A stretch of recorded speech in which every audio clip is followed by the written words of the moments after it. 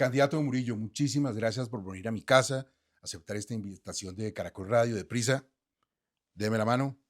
Me alegra mucho tenerlo aquí. Wow, Muchas gracias. no, gracias a usted, Gustavo, por la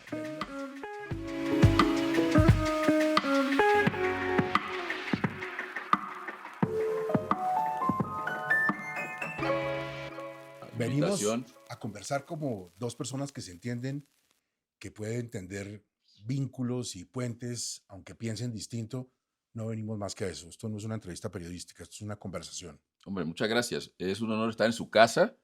Me sorprendió gratamente que era en su casa. Sí, Y señor. ahora que me da las dos manos, ese también es ese es un saludo de verdadera amistad. Claro que sí. Yo no Ajá. traería a nadie a mi casa Ah. a tratarlo mal ni a hacerle pasar un mal momento. Para eso en el país tenemos mucha gente que lo hace. Esta es Así es. otra cosa. Oiga, muchas gracias. Oiga, pero si usted es un tipo tan amable y tan querido, ¿por qué carajos quiere ser presidente? Yo sería lo único en la vida o lo último en la vida que querría ser. No, pero para que tengan un presidente que trate bien a la gente, con respeto, con seriedad. Sí, no tiene uno que ser. A veces se ha interpretado la política como uno tiene que ser mala gente, ¿no? Para estar en la Ujú. política, pero no, yo creo que eso es lo que hay que cambiar. Necesitamos caras amables en la política que puedan dialogar sin volverse enemigos, pues. ¿En qué momento uno pasa del servicio público a la política o siempre van de la mano? No, no, no necesariamente. A veces uno se compromete en el servicio público, pero cuando quiere de fondo hacer transformaciones, encuentra que tiene que dar el salto a la política electoral porque ahí se toman muchas decisiones que condicionan a los técnicos y a las personas que tienen esa vocación de servicio público, no desde lo electoral, sino sencillamente de la función pública como tal. Y yo descubrí eso en el Chocó cuando yo era director de la Corporación para el Desarrollo del Chocó. En esa época, eso fue 90 y algo, al principio de los 90, pertenecían todavía a Planeación Nacional. Y, y yo peleé mucho con el gobernador y ¿Ah, sí? entonces, eso fueron muchas peleas. ¿Eso le tumbó el pelo o qué?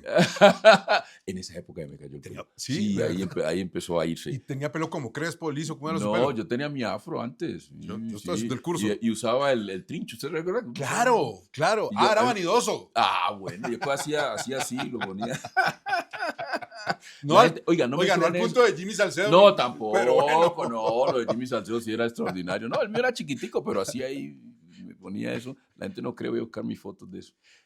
Pero Pero, mire, peleé con el ajá. gobernador y yo pensé que la estaba haciendo las cosas muy bien y una vez me llamaron a Bogotá y me dijeron, oiga, está peleando con el gobernador, porque el gobernador tiene unos congresistas, en fin, todo eso. Y dije, no, pues esto El sí, andamiaje. no, sí, así es muy difícil. Entonces dije, esa vez dije, hay que entrar a la política electoral. ¿Usted ha admirado a algún político en la vida colombiano? Que usted diga, con sus defectos, me parece que el camino puede ser por ahí, yo quisiera parecerme a él. Sí, hay políticos en distintas etapas de la historia. Para nosotros el modelo del gran político es un chocuano de los 30, 40 que se llamaba Diego Luis Córdoba, que murió en 1964 y que fue el padre de la creación del departamento del Chocó y muy comprometido con la educación. Ese es el modelo para nosotros en el Chocó. Pero eso fue hace tiempo. Ujú. Nosotros, el Chocó también fue, al menos nosotros, nos tocó muy temprano ver toda la evolución de Luis Carlos Galán, entonces eso nos llamó mucho la atención, Luis Carlos Galán. El Chocó fue también muy lopista en la época Vea. cuando López era más, digamos, rebelde, ¿no? El Chocó es un departamento muy liberal, ¿no? Pero uno Y pensaría que los liberales y en general todos los políticos nunca le han respondido al Chocó, como no, toca. no le han respondido, no, es obvio que no le han respondido, pero en el Chocó le gusta la política y ver el ejercicio de la política, la parte deliberativa de la política, los discursos. Allá antes, ahora no tanto, pero antes gustaban mucho los discursos, entonces a la gente le gustaba seguir eso, con todas sus limitaciones, aunque no resolvían los problemas, pero Yo lo voy a sacar de un problema y lo voy a meter en otro. Lo voy a sacar de un problema recordándole que este mundo es racista. O sea, el sí, mundo, el mundo. Y sí. lo voy a meter en otro hecha esa precisión. ¿Qué tan racistas somos en Colombia? Ah, Sinceramente. el país es un país muy racista, Ajá. pero no se expresa de la misma manera que se expresa en otras latitudes, porque la gente, digamos, ve el racismo por los ojos de lo que sucedió o sucede en los Estados Unidos, o ve el racismo por los ojos de lo que sucedió, todavía sucede un poquito, pero lo que sucedió en Sudáfrica. Sí. Pero en Colombia es muy distinto. Por ejemplo, si usted mira los indicadores, Ujú. las brechas, Sí. eh, Salud, la- educación, todo. todo, es decir, cuando usted ve todas las privaciones que tiene la gente, usted encuentra que siempre están concentradas en poblaciones negras afrodescendientes. Y entre más la población, porque hay un tema de colorismo, entonces entre más oscura es su piel, más alejada está de los beneficios de esta sociedad colombiana. Eso es de la herencia colonial. Póngale cuidado, usted lo ve en el mapa. Por ejemplo, esto se dice mucho, pero la gente cree que es simplemente retórica, pero el único Pacífico que de verdad no está desarrollado es el colombiano. ¿Y por qué? Porque pues, ahí hay población negra, Cuando afrodescendiente, usted ve el oscura, chileno, el peruano, cuando todos, ve, no, y del todos. otro lado del mar. Sí, mire que Ecuador ya desarrolló lo de Claro. Guayaquil, etcétera. Entonces dice uno, pero si Colombia pudiese ganar mucho, puede más y es un racismo muy estructural que la gente cree que el solo hecho de que a usted lo saluden bien y que por ahí medio le dicen adiós, ya usted cumplió con su labor, pero el país no, es decir, hay muy poca interacción entre los distintos grupos étnicos y raciales con el poder establecido y con la sociedad, entre comillas, principal, Es ¿no? que yo me acuerdo en tiempos de la vieja semana y la vieja cambio, bueno, entre otras cosas, creo que estaba un chocano, Juárez Lagüeta, Harold Agüeta, muy distinguido, muy en la conocido. revista Cambio era el gran Sí, investigador. sí, sí. En esa época, no recuerdo en cuál de las dos revistas, pero creo que estuvo básicamente sobre la mesa el tema a propósito de una de las dos revistas y llegó a todos los medios de comunicación. Y era que estaban haciendo la cuenta que no había almirantes negros, no había rectores de, estaba hablando de los 90s, rectores de grandes universidades negras, no había Black Power. No había, en Estados Unidos hay Black Power. Sí, Hay un sí. señor negro que tiene un periódico e influye, el otro es rico, es comerciante, es empresario, el otro es una figura multimillonaria de la canción. Aquí es más difícil. Es Aquí no más, hay un poder negro o no lo dejan pero ¿por qué no? germinar. Porque no, sí, no se ha construido, ese es el proceso que estamos en construcción. Y Harold Agüeta lo planteaba en esa época, pero todavía es muy vigente. Si usted mira, eh, el almirante José Prudencio Padilla, que ahora la historia dice que era solo José Padilla, sino que le decían Prudencio porque era un tipo muy prudente, que selló la independencia con la batalla de Maracaibo, creó la Armada y ¿Y no hay y no hay cómo un le almirante. pagaron? Bueno, no me meto. ¿Y cómo le Bueno, pagaron? no le pagaron. Entonces, no hay un almirante negro, afrodescendiente, todavía, es decir, vendrán algunos. Entonces, eso dice mucho del país, pues dice Ah, mucho de las me barreras que acabo hay. de acordar, en esa época, por esos días fue portada de una de esas revistas el general Moore, Fue que el fue el primer primer general general negro. negro de la policía y no hemos tenido el segundo. Entonces, creo que ahora hay uno en el ejército, pero todavía nos falta mucho por recorrer porque la diversidad étnica y racial Ujú.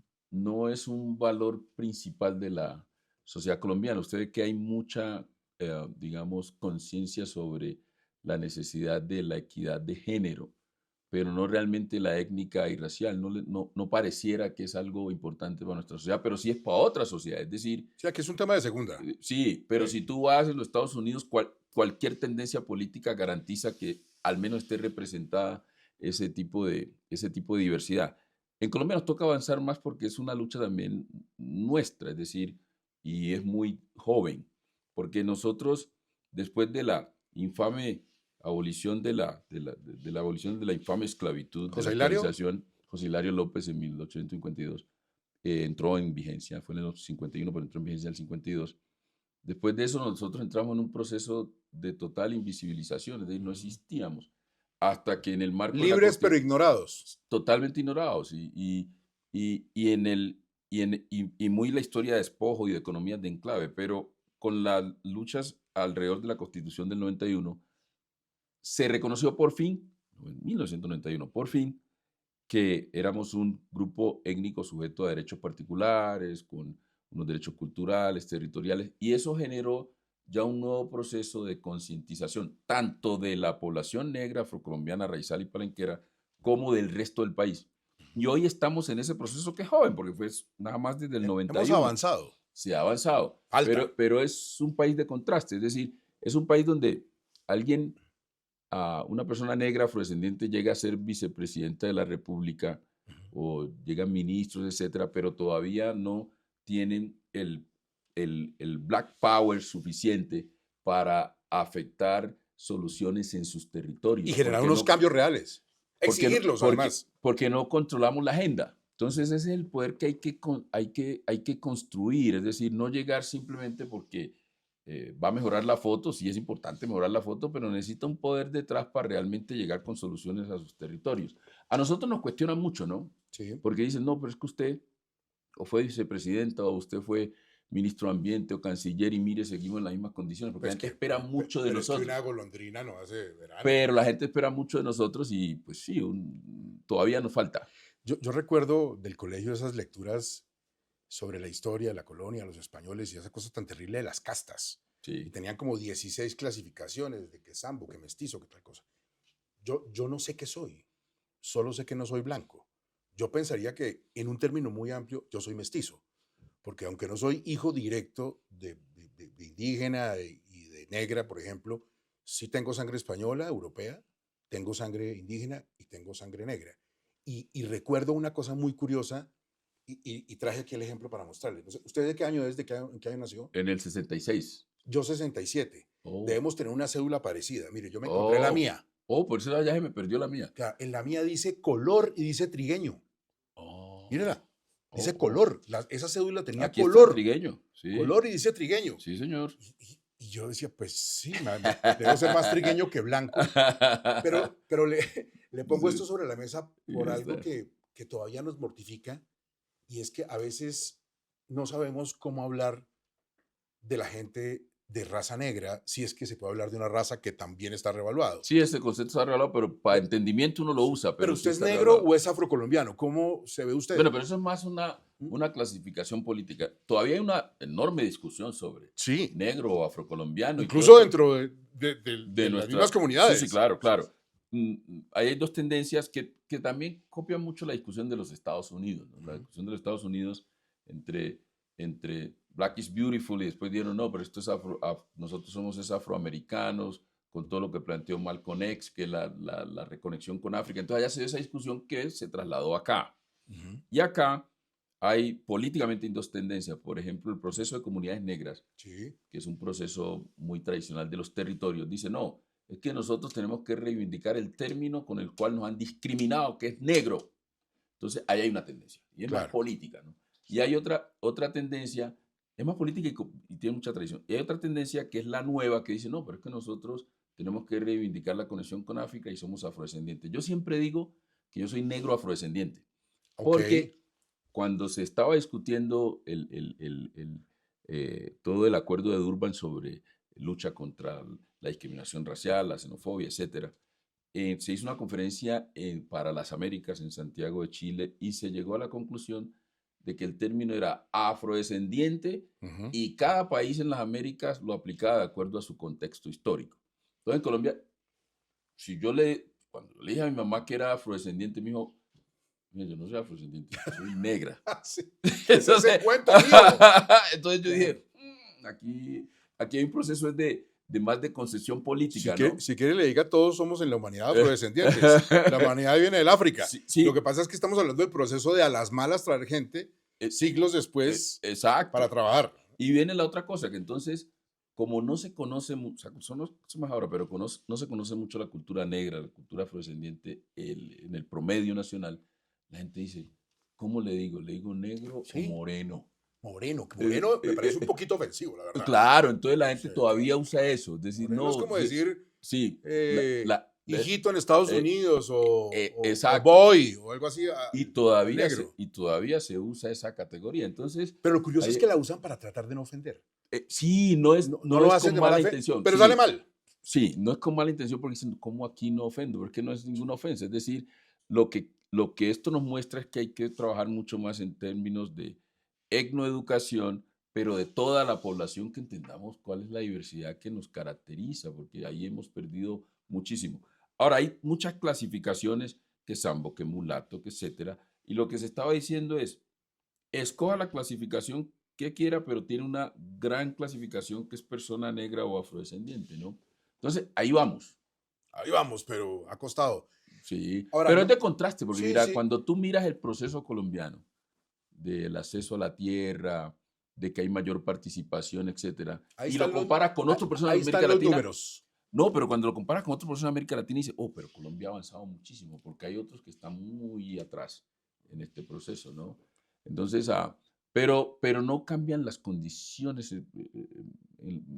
que tenemos y en las cuales vive nuestra población, que realmente es lamentable. Yo he dicho que nosotros tenemos un país que vive como en el siglo XIX, tenemos Sí. otro país que como vive en el siglo XX y otro que ya entró al XXI, y hay esas brechas enormes. No solamente para la comunidad negra, No, en todo el país. Es decir, para minorías, para indígenas, para todo claro, el si mundo. tú ves, la gente se asombraba, ahora que hubo toda esa discusión de Puerto Leguízamo, y la gente decía, no, porque Puerto Leguízamo, ¿cómo así que no hay energía? Pues eso es un poco de población que no tiene energía, que gana hasta las 8 horas por el río para llevar a un enfermo. Departamentos que son más grandes que muchos países de Europa y no tienen carreteras, ni Eh, energía, ni nada. exactamente. Entonces, pero ¿cuál es el reto ahí? Que el país, como yo lo veo, el país hoy depende para su bienestar de esos territorios, porque ya tiene los recursos naturales, todas las reservas que tú te imagines, la posibilidad de realmente crecer rápidamente, lo que el mundo está interesado realmente en tener de este país, empezando por el turismo.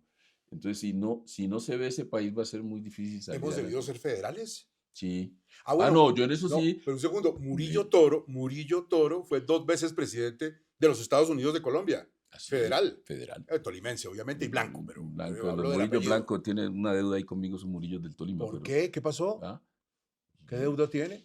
Esos Murillos del Tolima, muchos de ellos obviamente vienen de los Murillos que estaban basados en Popayán y que Ajá. tenían las minas de allá, de Andagoya y Mina, de donde yo soy. Entonces nosotros trabajábamos para sacarle el lorito, para mandarle a ellos, para que ellos mandaran a los hijos a estudiar a Europa. Eso es lo que yo le estoy diciendo. No me meto en la campaña. Pero bueno, mire, es que lo que le estoy diciendo, no es que estamos cobrando nada, Sí. Pero no hay pero que olvidar lo que pasó. pero lo que decimos es que cuando se Prudencio Padilla, Manuel Piar, toda esta gente se metieron a luchar por la independencia de este país, dijeron, oiga, queremos un país, una nación de iguales. Ujú. No nos dé nada, pero que seamos iguales frente a la ley, frente al Estado. Y eso es lo que no hemos logrado. Es lo menos. Sí, Lo que pues corresponde. es lo que corresponde. ¿No? Nosotros no estamos, muchos de nosotros no estamos en que la reparación no, la reparación para nosotros es que nos den prioridad, le den prioridad a nuestros territorios, que la gente viva bien. Y para eso necesita o profundizar la autonomía de las regiones, de Ujú. verdad, porque este es un país de regiones, de provincias. Manejado desde Y el ombligo. se El no puede ombligo seguir manejando, centralista. se no puede seguir manejando eso desde Bogotá, de espalda a los mares. No, porque es que el país, bueno, y tú, Gustavo, lo sabes muy bien que has estudiado mucho esta historia, es que este país se concentró en la región andina y se volvió etnocéntrico para protegerse, obviamente, de cualquier Claro. posibilidad de regreso de los españoles a atacar, pero también de los mismos venezolanos, hermano, porque los venezolanos eran más caribeños, se Tal vez la metían. capital ha debido ser Barranquilla, por ejemplo. Claro, o Imagínense todo lo que cuesta traer las cosas desde las costas Carta- hasta los Andes. Cartagena fue una ciudad global y después eso se movió a Barranquilla. Popayán fue una ciudad casi que global con muchas conexiones, se movió eso a Cali. Río Negro, que era el centro, entre otras cosas, los paisas que, bueno, tú dices que no sabes quién eres, pero si tú vas al Chocolate y dices, ahí llegó Gustavo Gómez, debe ser paisa. Y soy paisa. Para que veas. Sí, sí, sí. Sí, tú Y dices es una paisa. vergüenza. No, pero así no Por ejemplo, fueras. la vía de ¿Oíste? comunicación Pero, entre Medellín y Quito es una claro, vergüenza. pero Pero una vergüenza de décadas. sí. Eso, sí, eso es una total Una vergüenza. vergüenza. Pero Gustavo, si no fueras paisa, te ven así, la gente, su imaginario de ver a alguien así es que es paisa. ¿En serio? Sí, Bueno, sí, qué bueno, me es que es alegra. paisa. Que me vean Pues sí, como paisa. entonces mira, Río Negro, que fue muy libertario, ¿no? Don Juan del Corral y todo ese combo Sí, sí. allá. Entonces se movió a Medellín, que lo cual nos sorprende hoy, porque mira que Antioquia era muy incluyente como estado, Sí. porque Diego Luis Córdoba, el que te mencioné, Ujú. primero fue congresista por Antioquia. Vea usted. Sí. La mayoría ¿Sabe cuál es mi segundo apellido, no? Córdoba. Oh, Claro. no, pues Ya eso es vamos su, ahí. ese es su departamento antioqueño, ¿sí ve? Pero ahora eso cambió. Ahora Antioquia más cerrado a esos temas de diversidad con afrodescendientes y se abrió fue una posibilidad más en el Valle. Vea El usted. Valle se volvió más incluyente de los temas ¿Y por afrodescendientes. qué pasa eso? Yo creo que los cambios también en cómo se han movido los movimientos sociales afrodescendientes y la apertura también de la dirigencia en esos departamentos, ¿no? Claro. Sí, Hay muchos nombres que podemos pronunciar, muchos apellidos, como el Córdoba, el Gómez, el Murillo. Bueno, Tatacón, usted es Urrutia.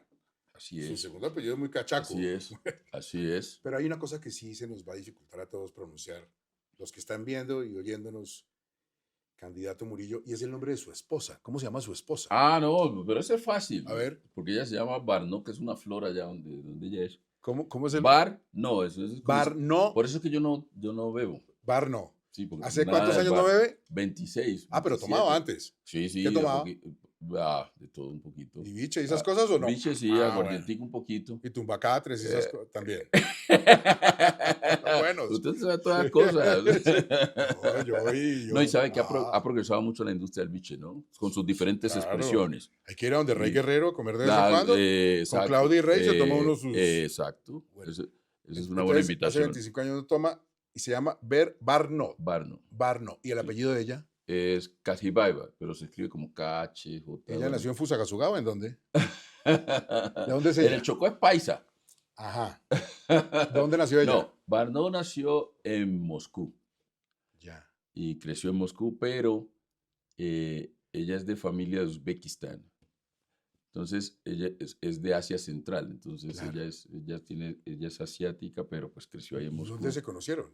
En Moscú, en la ¿En universidad. Moscú? ¿Estudiando usted? Estudiando, sí. ¿Y Nosotros, ella también estudiaba? ella estudiaba también allí ingeniería de minas con énfasis en economía y yo estudiaba ingeniería de minas con énfasis en explotación minera a cielo abierto. ¿Qué tal su ruso? Buenísimo. Sí. Al menos en esa época era Porque buenísimo. uno de los posibles contendores suyos habla es búlgaro, Ah, ah, no ruso. Creo que usan cirílico los dos. No, pero Cepedílico. son eslados, pero mire, si usted habla búlgaro, entiende a ruso un poco, y si habla ruso, entiende un poquito de los búlgaros, que son parecidos. ¿Cómo son los rusos? Porque es que los vemos en películas, pero realmente ¿cómo son? Usted que vive con una rusa. Pues los rusos son muy amables por su historia. En esa época eran muy cerrados, ¿no? Eran muy desconfiados sobre todo de los Cuestiones de la extranjeros. política también, ¿no? Sí, yo creo que era más de la política, pero cuando ya ellos le conocían, son personas muy abiertas, muy buenos amigos, muy leales. am, y eso fue la experiencia que yo tuve. Además que me tocó una época muy distinta, porque a mí me tocó la época en que se cayó la Unión Soviética, entró Gorbachev, la perestroika, esa era como la primavera pues de Rusia, y nosotros estábamos en la universidad, o sea que eso buenísimo. Nos tocó la caída del muro de Berlín, entonces fue como una época distinta y los rusos se abrieron un poquito más al mundo. Eso nos marcó también, ¿no? ¿Ha debido quedarse usted a vivir en Rusia con ella? ¿O era claro que se venían para Colombia? Bueno, siempre, la mayoría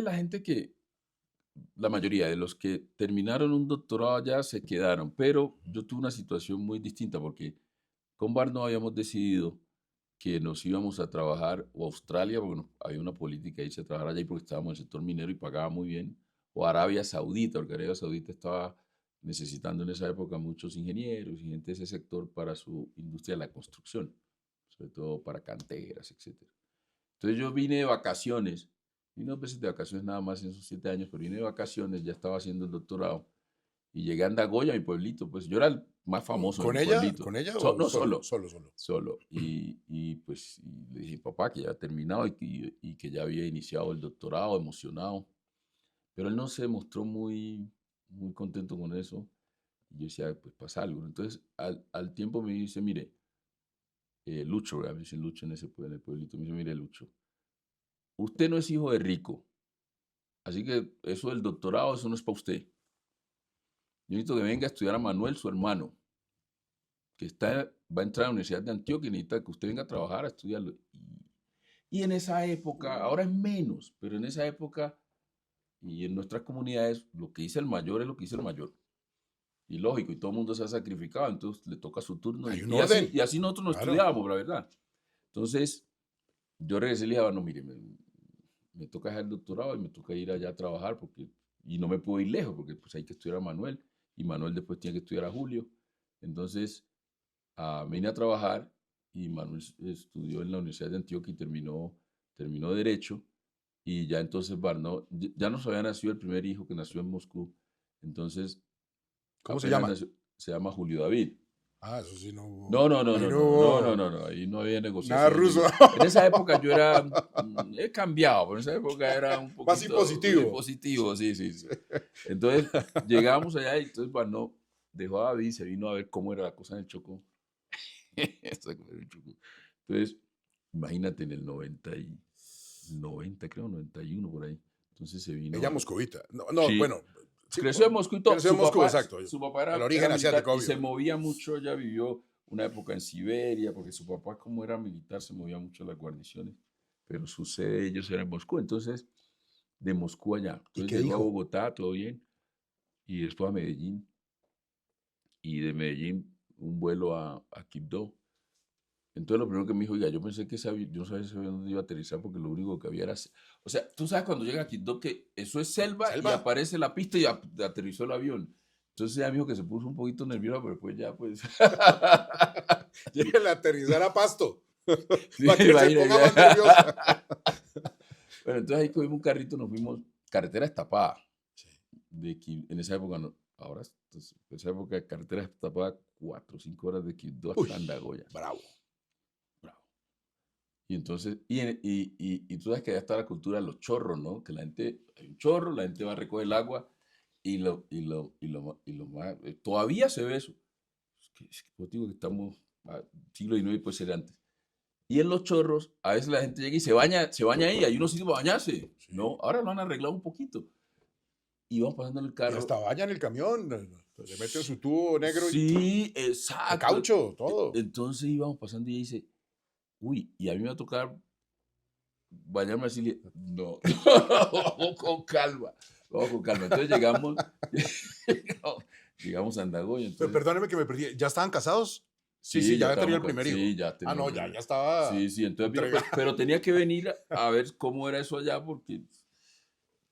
Y bueno, miró, se regresó y ya le dije, pues me cuenta si nos toca vivir acá, yo tengo que quedarme acá, pero de pronto usted viene y se queda en Medellín o en Bogotá y yo sigo, porque yo estaba trabajando ya en el Chocó, en la corporación. Pero después dijo, no, yo estoy donde usted esté y nos quedamos, vivimos un año en Andagoya, Ujú. ahí en el pueblito, eh, entre el río Condoto y el río San Juan, típico pueblo allá, pero la ventaja es que allá, tuvo la ventaja de que allá, primero, fue una inmersión en español porque ella no hablaba, pero como nadie hablaba ruso, le tocó aprender rápido. Lo otro, Tampoco era cosa de hablar inglés, porque menos. sí, sí, sí, no, pero español le salió bien.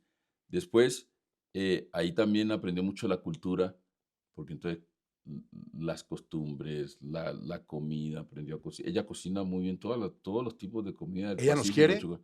Sí, sí, sí, ¿Ella sí, quiere a sí. los Sí, colombianos? sí, claro, claro. Sí, sí, ella es muy Pregunto chocuana. porque es una No, pero posible primera dama. no, pero ella es muy chocuana, ¿sabes? Sus ¿Sí? amigas y todo, ella es muy chocuana, la verdad, porque como allá fue que aprendió, allá y después nos movimos aquí, ¿no? Entonces sus amigas, todos son las de allá.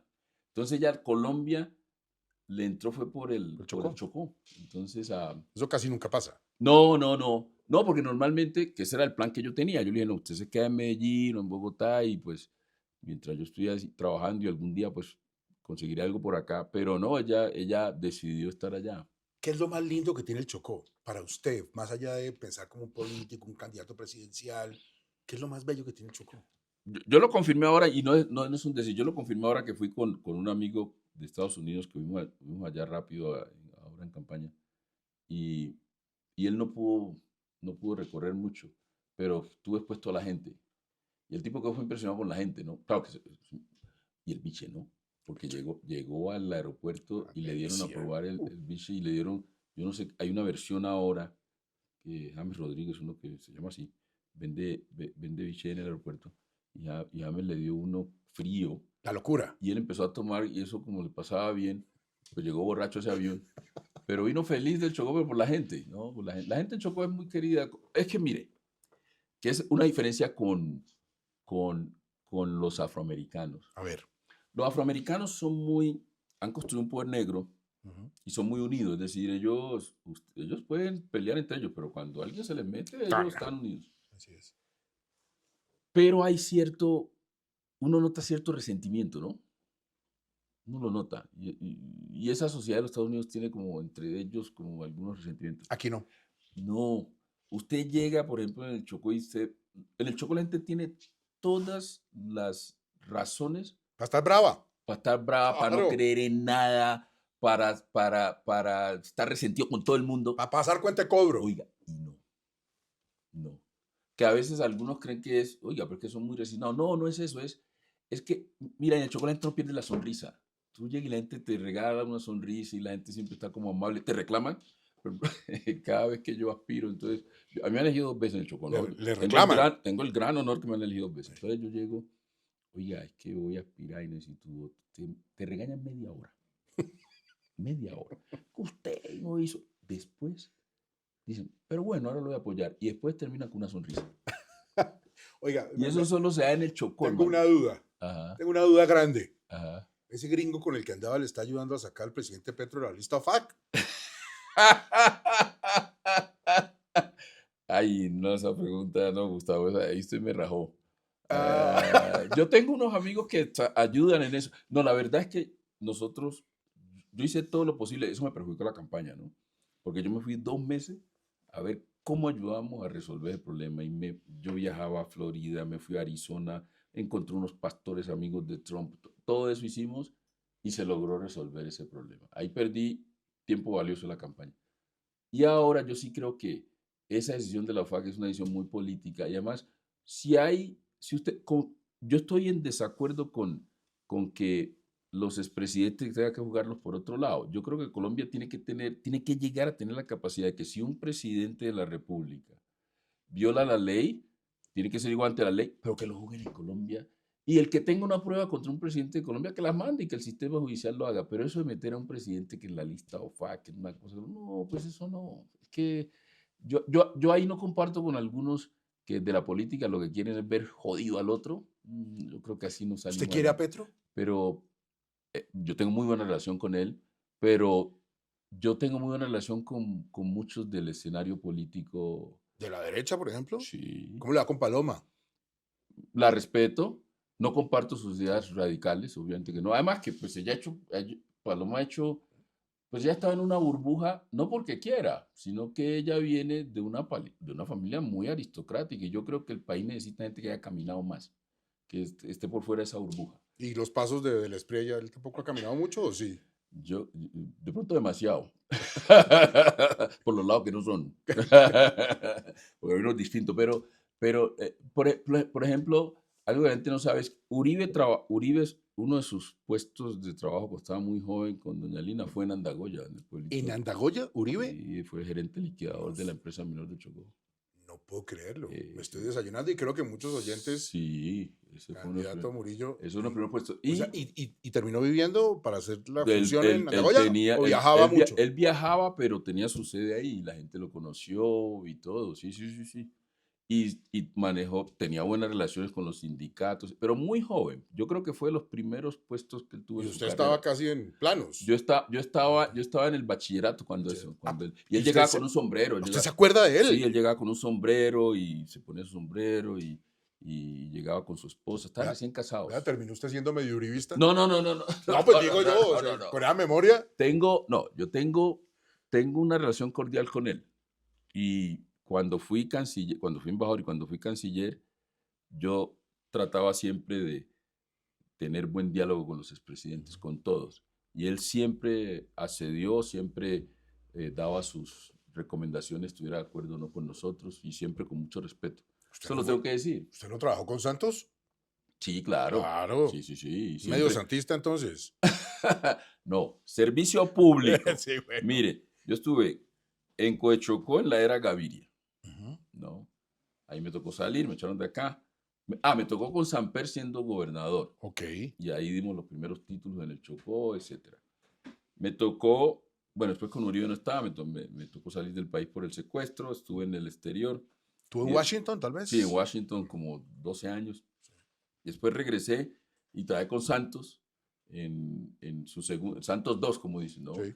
Entonces allí fui consejero para el Pacífico y ministro de Ambiente. Me regresé a Estados Unidos y me gané una beca, estuve en MIT como profesor visitante 2 años y después regresé a hacer campaña. Después de sido ministro de Ambiente. Fui fórmula vicepresidente de De Fajardo. Fajardo, claro, me acuerdo. Después, en segunda vuelta, apoyé al presidente Petro, muy por lo de Francia, por varios factores. Y ya de ahí entonces traje con Petro. Entonces yo he trabajado Y si con no fuera muchos. presidente, si no se diera en esta oportunidad, ¿trabajaría con el que fuera presidente? ¿O terminaría su vida Yo, pública ahí? yo siempre, bueno, esto no, la vida pública va a terminar, eso nunca termina, pero yo siempre trato de ayudarle al país. ¿Y cuál de todos esos presidentes ha sido el mejor? ¿Petro o quién? No, yo creo que todos los presidentes tienen sus cosas positivas y sus cosas negativas. Ahí hay que buscar el balance, pero yo siempre yo he dicho que mi presidencia va a ser una especie de síntesis de lo que han recorrido los otros, porque si usted toma a Uribe, por ejemplo, vamos a empezar desde Uribe. Antes los presidentes, así como Pastrana, etcétera, cuando iban a los territorios, a los sitios apartados, era como llegar a un rey, eso allá, y eso, Claro. mejor dicho, nadie se puede acercar, en fin. Uribe cambió eso. Uribe cambió esa manera de hacer la política. Entonces llegaba a esos sitios y entonces trabajaba con esa gente y usted puede criticar uno de esos consejos comunitarios, pero eso sirvió. Cambió la manera en que se hacía el acercamiento de los presidentes a los territorios. Eso es bueno. Uno retomaría eso de Uribe. Cuando usted toma Santos se dedicó mucho a diseñar, a tener una buena arquitectura del Estado, ¿no? Y buena calidad de las políticas públicas. Hay que reconocer el tipo. Es una reforma bien importante. Muchas de las instituciones que están ahora se crearon en esa era de Santos y el tema de la paz. Yo creo que es el anhelo que todos tenemos y hay que buscar cómo se logra. Pero si usted toma a Iván Duque sacó una cosa que llamaba la economía naranja. Sí, Eh, era su caballito de batalla, su libro y eso todo, tiene sentido porque desde que era senador. ahí está la economía creativa, Ujú. ¿no? Pero además yo creo que eso tiene que evolucionar a la economía azul. Además, el tema del turismo, de la naturaleza, el tema del talento cultural. Hay una cosa. Imagínense el Chocó con una buena infraestructura turística. No, pues imagínese O usted sea, que conoce. el Eso sería Chocó una se lleva maravilla. por delante a Costa Rica entera. No, es que mire, Solo el Chocó. mire, Por no hablar de toda Colombia. no es que le doy el ejemplo del Chocó, mire, que es un sueño que tengo. El San Juan, Ujú. que es mi río, yo soy allá somos hijos de los ríos, entonces yo soy hijo del San Juan, hay otro que es hijo del Baudó, en fin. Y eso hasta peleas allá, yo por eso. Entonces, mire, desemboca en Buenaventura, Ujú. arribita de Buenaventura. Usted se imagina que usted tiene un excelente aeropuerto en Buenaventura y todo, y sube por el San Juan. Hasta puede llegar en crucero. Sí, en crucero usted llega hasta Andagoya, mi pueblito, puede llegar. Antes se hacía, son 4 horas. Llega a Andagoya, mi pueblito, ahí usted tiene un puerto multimodal, tiene hoteles. Se monta ahí en una doble calzada que es 1 horita hasta Quibdó. Y en Quibdó baja por el atrato. Mire, ya vio el San Juan, toda esa belleza del San Juan. Baja por el atrato, ve toda esa belleza del San Juan y sale por el Golfo de Urabá. Y se conecta con el Caribe. Eso es una conexión, Una locura. no, impresionante. Y eso no necesita. Además le brillan los ojos. No, sí, o sea, yo quisiera ver eso, la verdad, quisiera ver ese proyecto. Pero lo que le quiero decir es que ahí hay una posibilidad. Ahora, con Petro, con Petro es la agenda social. Ujú. A mí me parece que ahí hay, y traer nueva gente, ¿no? Gente que se siente que le interpretan su voz, que le están poniendo los temas sobre la agenda. Porque yo trato de hacer énfasis como en lo positivo que deja el recorrido de cada presidente. Porque aquí el lío que hay en Colombia es que aquí no queremos reconocerle nada a nadie. Pero que hay en todos los sectores. Ujú. Pero cuando estamos en el exterior sí nos reconocemos. Yo tuve esa experiencia como migrante. O sea, nosotros los colombianos en el exterior somos unidos, hay mucha solidaridad y nosotros resolvemos. Nos falta es aquí. Sí. Aquí nos estamos matando. Entonces yo desde siempre. Y no nos reconocemos. Sí. Entonces dice uno, ¿cómo puede cambiar eso? Dando ejemplo. Mire, yo Dando escuchaba ejemplo. a Félix de Bedut que decía Ajá. el otro día lo siguiente: está bien que haya peros, pero cuando las cosas van bien, cuando hay algo positivo, ¿por qué siempre ponerle el pero? Eso es muy colombiano. Nada nos satisface. Y Sí, todo es un motivo de pelea. sí, porque pues yo cambié un poco en eso, es porque cuando yo estaba en Washington, por el cargo que tenía, yo recorría muchos sitios del mundo.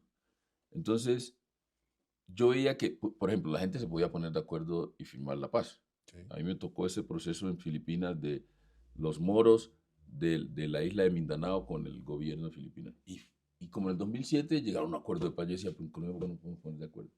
O iba a países donde tienen 2 ecosistemas, nosotros somos 311. O sea, la diversidad de este país. Increíble. Entonces, ¿por qué no nos ponemos de acuerdo? ¿Y por qué será? Porque yo creo que el liderazgo tiene que dar ejemplo. Ujú. El día que usted vaya en un aeropuerto y se encuentre Petro y Uribe, se dan la mano. Si le entiendo bien, nuestros líderes todavía dividen. Sí, yo creo que. No estoy hablando de nadie en especial, no quiero No, molestar a nadie. yo creo que sí existe como la política de generar las divisiones. Me imagino por conservar su espacio de poder, pero eso en últimas lo que hace es que la torta del poder no crezca. Mire, aquí no hay documentos, aquí no hay folios, aquí no hay papeles, yo no tengo cifras, esto no es nada de denuncia, pero le quiero preguntar por algo que sé que lo ha mortificado en los últimos días. Para una respuesta muy concreta para la gente en español de Colombia. Español de ¿Tiene Colombia. usted culpa en parte de lo que pasa con los pasaportes o ese muerto no se lo pueden echar a usted? No, yo creo que uno tiene que asumir sus responsabilidades, ¿no? Yo siempre he dado la cara en lo de los pasaportes. Cuando yo llegué encontré una crisis que era largas filas, una red de corrupción de tramitadores. El lío con las citas. Sí, que ese era el agendamiento. Yo que dije, y unos criterios que me dio el presidente. El presidente me dijo, mire, yo quiero un modelo que tenga, primero que haya más pluralidad en los oferentes, porque hay algunos que controlan esto y ahí eso no es abierto. Y había mucha queja de las empresas de que no eran unas licitaciones abiertas. El segundo, que haya más participación de lo público, porque creo que esto no se le puede entregar a los privados y que se protejan la información, la data de los colombianos. Con esos criterios yo dije, aquí hay que organizar un buen esquema. Entonces lo organicé. Yo encontré una Cancillería que estaba peleando con la Agencia Jurídica de Defensa del Estado, estaba peleando con la Procuraduría, con la Contraloría. Entonces yo llegué y les dije, oiga, trabajemos juntos a ver si resolvemos esto. Y lo logré. La Procuradora Margarita Cabello y el Contralor Carlos Hernán, ellos, Rodríguez, ellos dijeron, bueno, le vamos a ayudar. Y empezamos a trabajar ese modelo. Yo busqué técnicos, etcétera, y definimos un modelo de acuerdo a esos criterios. La manera de lograrlo era un convenio con un país. Dijimos, vamos a hacer un convenio más bien con un país que tenga experiencia en eso. Sí. Y pedimos varias propuestas. La que resultó más adecuada a lo que queríamos era la de Portugal. Avanzamos con Portugal y nosotros firmamos un convenio de cooperación con Portugal y venían unos contratos subsidiarios. Teníamos 5 meses para firmar y poner a producir los pasaportes en Colombia. Cuando se debería firmar, Portugal se demoró un poco en eso, yo ya no estaba en la Cancillería. Ok. Entonces ya usted sabe, cuando ese síndrome del fundador, que entonces usted llega y lo que hizo el otro todo es malo. El de Adán, que dicen, ¿no? Que Sí, el de todos quieren Adán. ser los Sí. primeros y olvidar lo que Sí, hizo el anterior. exacto, entonces se perdieron 5 meses valiosos y eso se cayó. Portugal, los portugueses lo han dicho. Eso en cuanto a pasaportes. De ahí ya vinieron, ya creo yo, empezaron a poner parches aquí, parches allá, y es lo que tenemos hoy, que yo espero que salga bien. Porque nunca han estado en riesgo los pasaportes. Ahora viene lo de agendamiento, que eso es donde más nos dedicamos nosotros.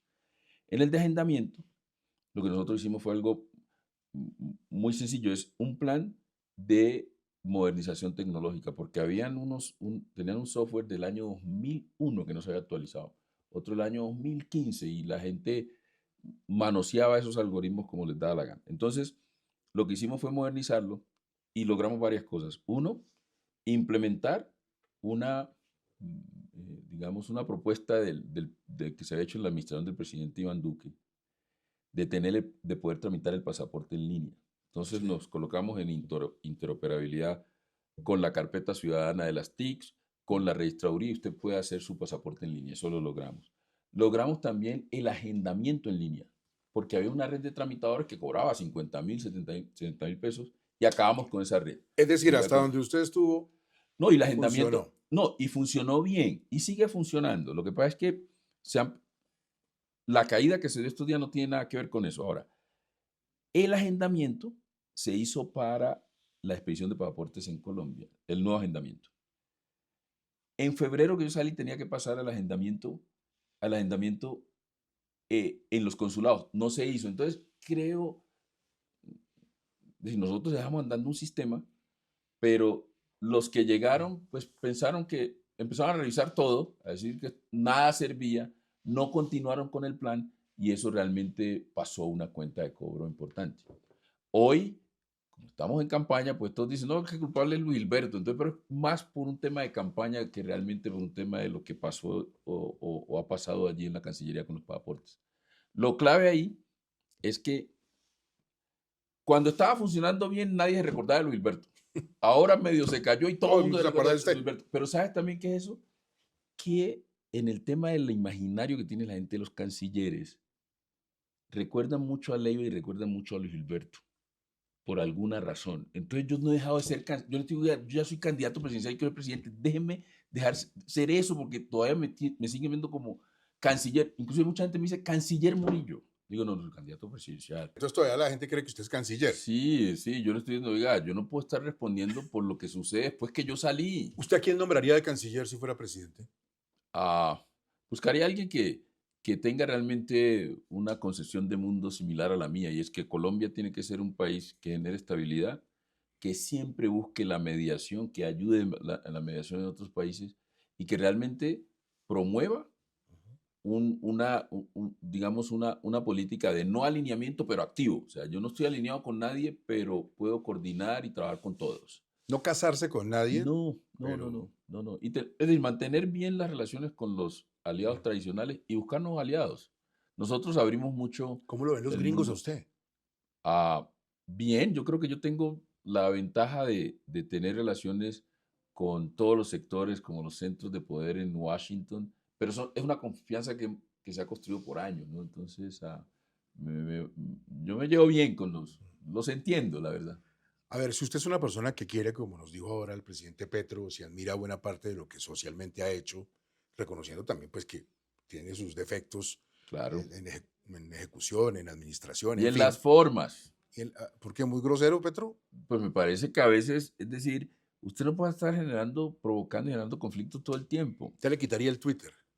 Sí, además, que en los líos que tuvimos cuando todas esas crisis, dijimos ya, pero no trine más, porque pues no, pues es que nos daña la negociación que estamos haciendo. No, eso O sí. trine más largo que igual nadie va a terminar de leerlo. Una Bueno, de dos. si usted tiene esa concepción del presidente Petro, positivo de muchas cosas, y es candidato presidencial, ¿eso quiere decir que a usted le parece que Cepeda no haría un buen gobierno? Bueno, yo veo a Iván Cepeda, que es alguien muy serio, muy reflexivo. Yo lo veo más, o él se presenta más como la continuidad.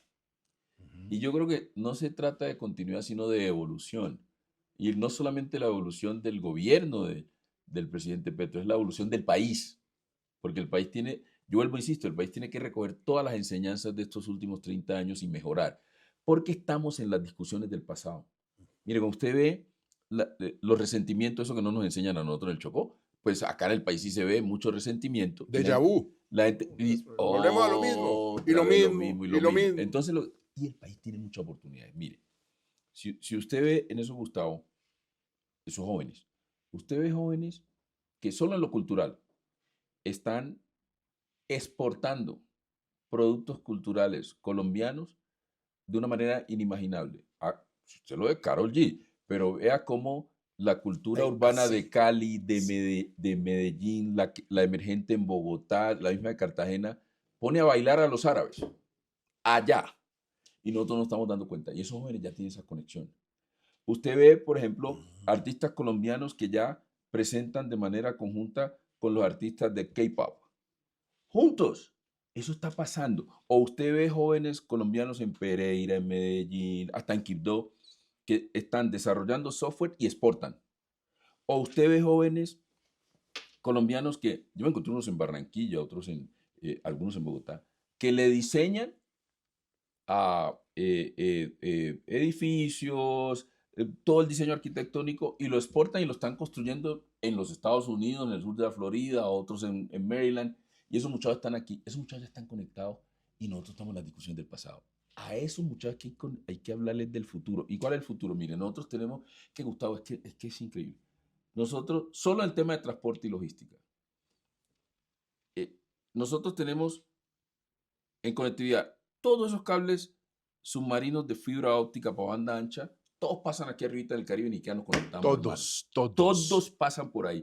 Me dice, Dios por mío, nuestras narices.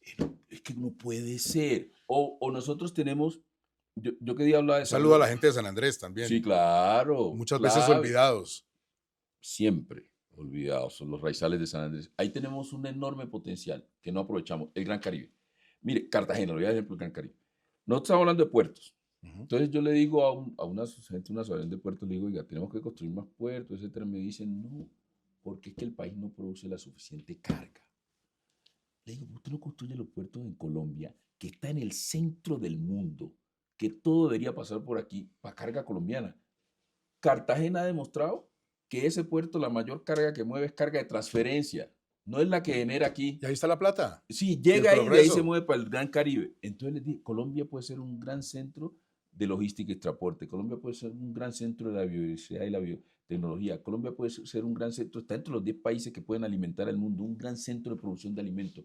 Colombia puede ser lo que quiera hacer en este mundo. Y nosotros estamos en la discusión del pasado.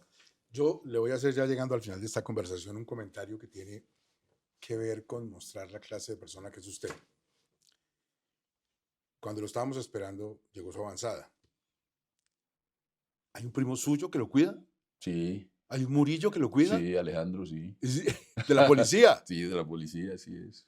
¿En familia? Sí, sí, sí. Alejandro, cuando yo llegué a la gobernación, era policía, pues entró a la policía. Y entonces él pedía su tiempo y me cuidaba a veces. Y ahora que estaba acá me dice, oiga, primo, yo lo quiero cuidar.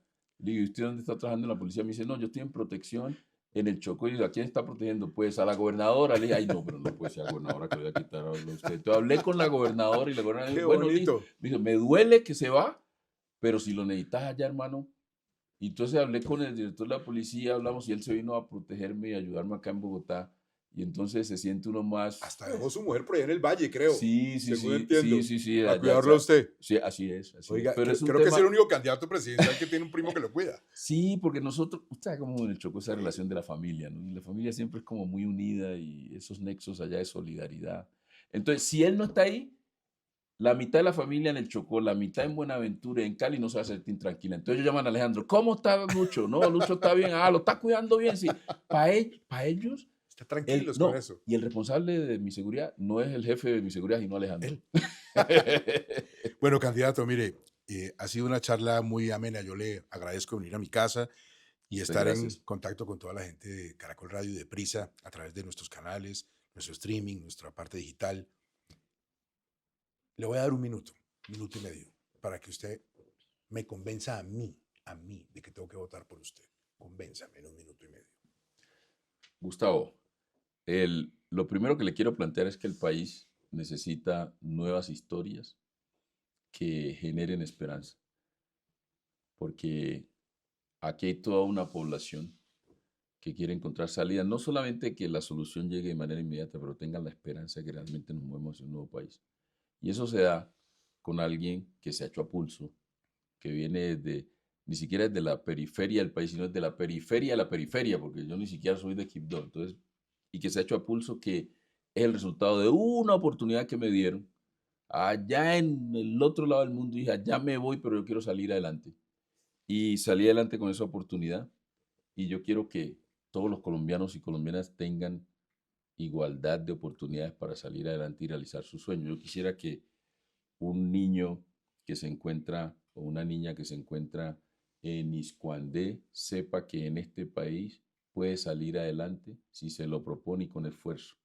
Yo quiero que reemplacemos el papel del privilegio por el papel del esfuerzo, porque todavía este país está basado en los privilegios. Todavía en este país el sitio donde nace una persona determina su futuro y no debería ser así. Lo que debe determinar su futuro es su esfuerzo, su inteligencia, su carácter.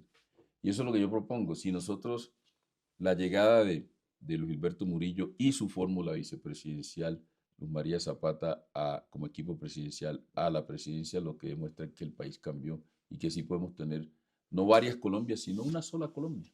Eso es lo que buscamos. Antes de que se vaya, no quiero que nos lo traduzca. Quiero que en ruso le mande un mensaje muy hermoso a su esposa, que va a estar viendo la entrevista. Háblele en ruso y dile algo muy lindo, en unas 4 o 5 frases. Barno знает, что я люблю ее. Я очень люблю ее. И Барно сейчас и всегда была действительно моя жизнь. Я не могу думать о себе без Барно, because Барно is the сердце в нашем life, нашей жизни. Y я очень люблю Барно. No hay nada como Barno. Sí. Candidato, gracias. Mucha suerte en beneficio de la democracia. Gracias, Gustavo.